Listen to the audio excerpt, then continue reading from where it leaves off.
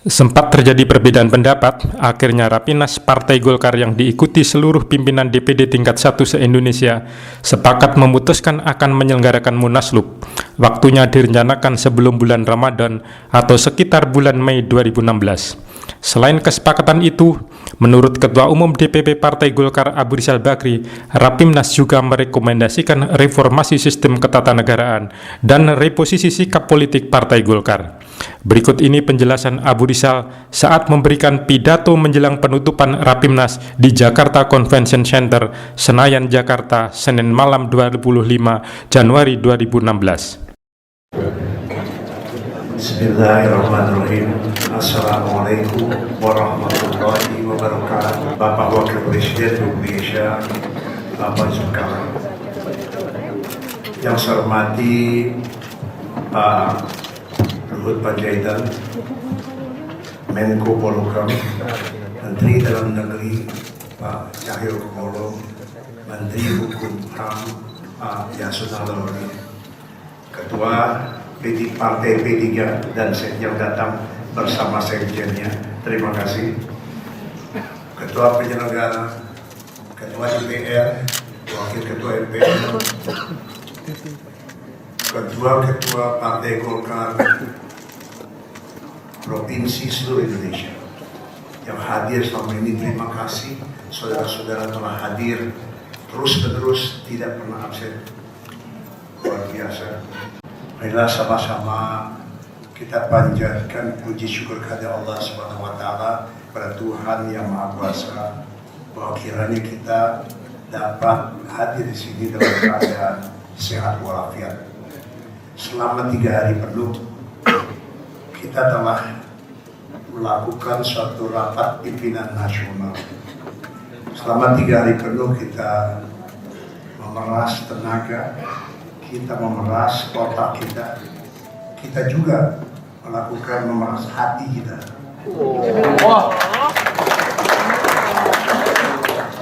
Semua demi kejayaan Partai Golkar dan kejayaan bangsa Indonesia. Bapak Presiden yang saya hormati dan Bapak Menteri, telah dalam rapat ini kita bicarakan, selain dilaporkan oleh Saudara Nurdin Halid tadi, ada beberapa hal yang tidak kalah pentingnya. Yang pertama, ada kesepakatan dari seluruh Partai Golkar seluruh Indonesia untuk melakukan reformasi sistem ketatanegaraan yang akhirnya termuara pada perubahan kelima Undang-Undang Dasar. Kalau dari MPR itu perubahan kedua dari Undang-Undang Dasar. Kita tahu dan kita semua tahu, sejak tahun 1999 pada saat kita mengubah Undang-Undang Dasar 1945 sampai 4 kali, maka kita mengetahui banyak sekali pasal-pasal yang berada pada batang tubuh dari Undang-Undang Dasar 45 itu yang sudah tidak sesuai lagi dengan mukadimah dari Undang-Undang Dasar 1945.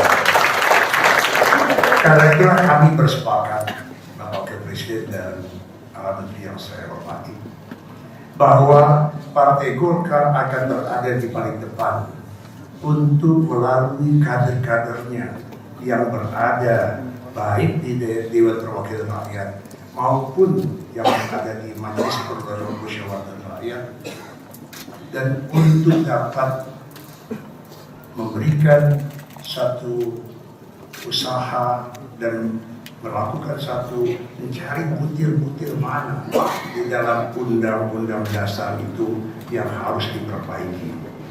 Di praktek itu kami juga dapat laporkan Bapak Presiden dan para menteri saya hormati bahwa kita pun membicarakan tentang undang-undang yang harus diperbaiki karena undang-undang itu sesuai dengan batang tubuhnya dari Undang-Undang Dasar 45, tapi tidak sesuai lagi dengan mukadimah dari Undang-Undang Dasar 45 itu.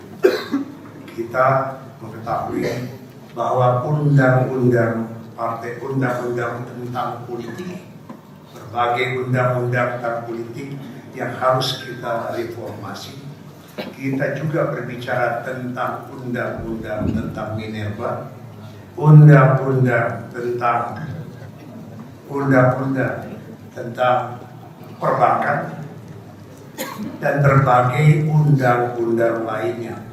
Itu kami laporkan pada Bapak Wakil Presiden beserta para menteri bahwa itulah yang akan menjadi tugas yang akan dibawa oleh kader-kader kita di dalam DPR, termasuk tentunya Ketua DPR, untuk dapat dikerjakan secepat-cepatnya.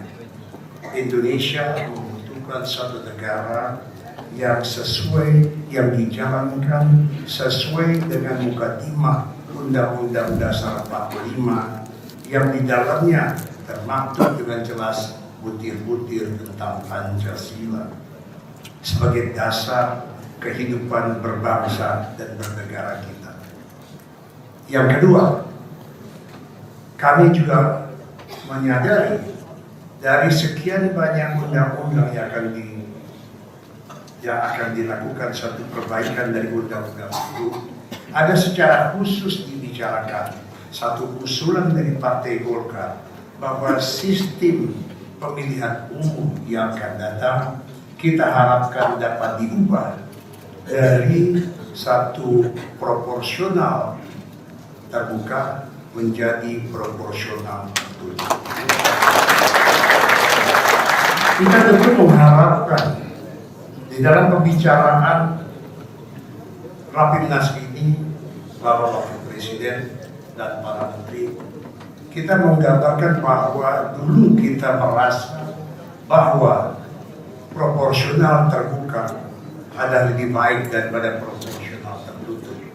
Tetapi setelah kita melakukan pengkajian setelah satu pemilu pada tahun 2014, maka kita merasa bahwa proporsional tertutup itu akan membawa kebaikan lebih baik lagi bagi bangsa dan negara.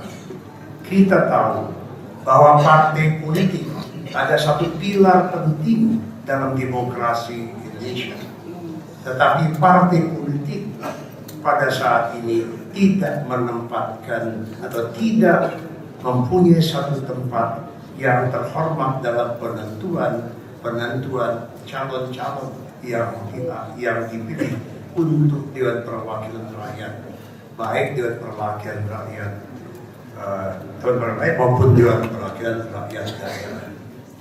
Bapak Presiden yang saya hormati, kami juga berbicara dengan serius tentang satu dukungan kepada pemerintah.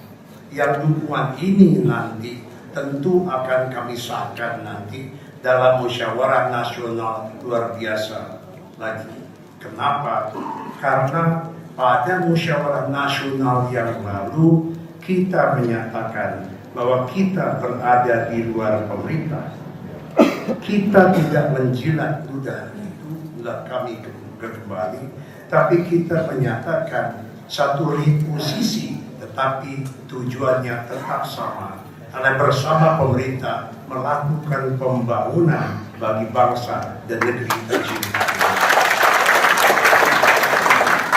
Karena itulah, Bapak Presiden dan Bapak Menteri, tadi saya telah menyampaikan satu deklarasi yang dibuat secara bersama, secara demokratis. Tidak ada satu perdebatan, tidak ada satu yang tidak menyepakati tentang deklarasi ini. Pertama, mengenai masalah perubahan Undang-Undang Dasar 45 juga dilakukan, tidak satu pun pemegang hak suara yang merasa bahwa itu tidak perlu dilakukan. Ada yang mengatakan dilakukan secara terbatas, ada yang membuat kajian, tapi pada dasarnya melakukan perubahan terhadap sistem ketatanegaraan kita. Juga berbicara tentang dukungan pemerintah, tidak ada yang berbicara lain. Juga berbicara tentang satu undang-undang yang akan, atau sistem pemilu yang akan kita terapkan ke depan, yang kita harapkan satu sistem, satu proporsional tertutup, juga tidak ada satupun Bapak Presiden dari kami yang menentang satu ide dan gagasan itu. Solid merupakan ide dari bawah yang dikembangkan oleh Partai Golkar. Yang terakhir, Bapak Presiden, yang kita adalah yang paling sulit. Yang paling sulit itu adalah untuk dapat menyepakati adanya satu musyawarah nasional luar biasa. Hal itu sampai tadi siang kami dilaporkan Bapak Wakil Presiden masih mendapatkan satu pikiran berbeda dari hampir semua DPD provinsi seluruh Indonesia. Kemudian saya meminta kepada mereka dan menjelaskan kesepakatan yang saya buat bersama Bapak Yusuf Kala. Saya tidak bilang Bapak Presiden, Pak Yusuf Kala dan kemudian Pak Agung Laksono. Kesepakatan yang mengatakan melakukan satu Rapimnas yang kita lakukan ini, seperti saya laporkan di rumah Bapak pada waktu itu, kita melakukan Rapimnas. Saya katakan, Pak, kita izinkan saya melakukan Rapimnas ini, Pak, sesuai dengan anggaran dasar dan rumah tangga. Dan Bapak mengiyakannya pada waktu itu. Dan kita lakukan, Pak. Dan setelah itu, saya menjelaskan tentang kesepakatan itu. Saya mengatakan, memang banyak teman-teman di daerah tadinya tidak setuju, akhirnya setuju mengenai hal itu. Dan alhamdulillah seluruhnya setuju tidak melalui voting. Ke depan tentu seperti janji saya dengan Pak Soekarno. Pak Soekarno waktu itu di rumah mempersoalkan tentang kenapa nggak rekonsiliasi dulu masuk. Saya menyampaikan ke saudara sekalian, saya juga katakan pada teman-teman bahwa saya minta izin dan saya berjanji bahwa memasukkan nama-nama itu ke dalam satu pengurus Partai Golkar di dalam waktu sesingkat-singkatnya itu kita akan lakukan segera. Jadi sesuai janji dengan Pak Sukala dan Pak Sukala waktu itu silakan kalau begitu melakukan Rapimnas dan kita terbuktikan berjalan dengan baik.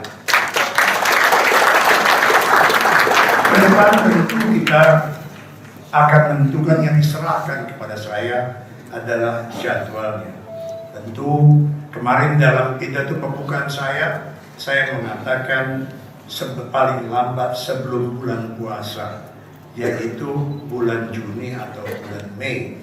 Itu yang saya sampaikan kepada teman-teman di daerah.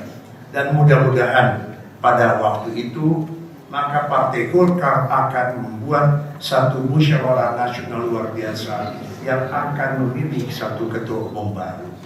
Saya mengharapkan Pak Yusuf Kala dapat juga membujuk Pak Agung Laksono. Sudahlah, beliau diundang Pak Sukala. Kemarin waktu pembukaan juga diundang dalam panitia dan semua diundang. Dan kami mohon Pak, kalau membujuk beliau, saya dengan beliau maju lagi. Ya. Kita ini yang tua-tua ini Tut Uri Handayani.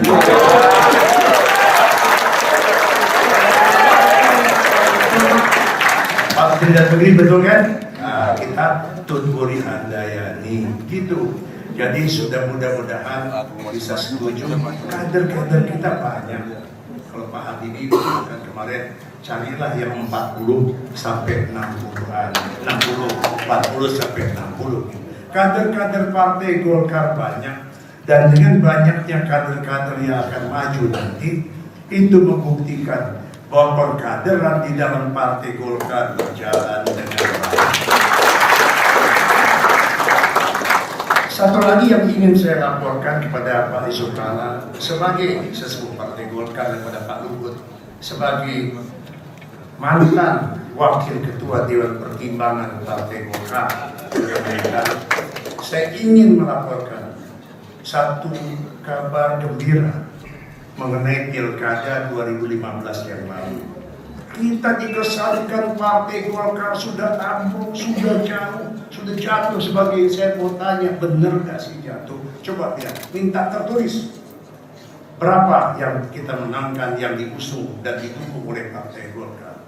Dari 260 yang sudah pilkada, 9 itu ditunda. Maka Partai Golkar memenangkan, yang didukung Partai Golkar dan diusung, memenangkan 130. Gak jelek-jelek amat. Bagi sebuah partai yang baru melakukan pendekatan, baru untuk bersatu, itu juga jasanya Pak Yusuf Kalla. Merubah satu peraturan KPU pada waktu itu, peraturan KPU yang akhirnya bisa Partai Golkar bisa ikut serta. Saya juga sampaikan Pak Yusuf Kalla waktu mau pulang, berkali Pak Yusuf Kalla ingat, Pak JK, kalau Partai Golkar, Bapak pesen aja sama saya, kita selesaikan, nggak usah pakai yang lain. Selesaikan itu selesai, dan alhamdulillah dimengerti semua kawan-kawan, dan saya berjanji pada kawan-kawan semua, tadi yang banyak yang nangis ketika yang sedih, pada itu saya mengatakan saya tidak akan meninggalkan Partai Golkar, tidak akan. Saya akan bersama dengan saudara-saudara, dan tolong sampaikan kepada daerah-daerah tingkat 2 kabupaten kota, juga kecamatan dan desa, sampaikan salam saya dan mengatakan bahwa saya tidak ingin meninggalkan Partai Golkar. Saya akan selalu bersama-sama memberikan masukan-masukan kepada pengurus yang terpilih yang akan datang. Saya kira itu yang dapat saya sampaikan, Pak JK. Kemarin saya katakan bahwa bila tiba datangnya malam, jangan mengeluh tentang gelapnya malam itu. Marilah kita nyalakan pelita rame-rame. Itu sikap positif yang saya kira semua rekan-rekan di Partai Golkar ini akan setuju dengan itu. Dan mudah-mudahan dengan itu maka Indonesia makin percaya dengan kontribusi positif dari Partai Golkar.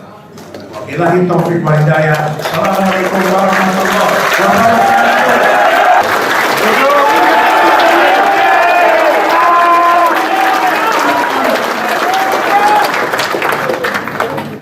Jakarta, Teropong Senayan TV.